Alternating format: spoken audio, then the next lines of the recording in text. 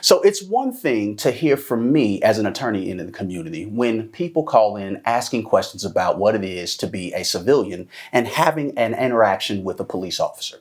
But it's another thing to get a police officer's perspective. Today, we have Sergeant Rob here with us. Not only is he a police officer, but he's also a police trainer.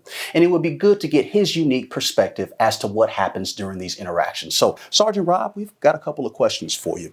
You know, we hear often where people say that they want to continue when they are being stopped by a police officer to a well-lit area or to an area where they feel safe.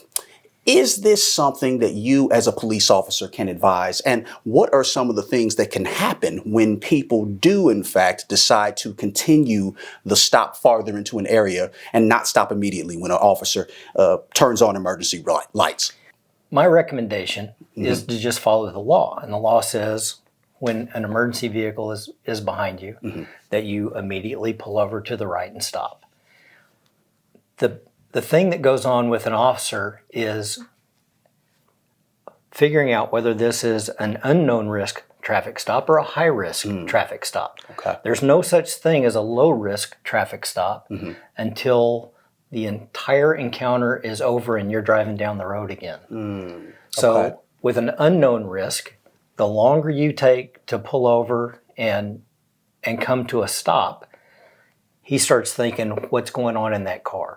So he begins to look for furtive movements. He's looking to see if anything gets thrown out of the car. But he starts to get a heightened sense of awareness on that. So he's really dialing into that car now. So the best thing is to just pull over and stop.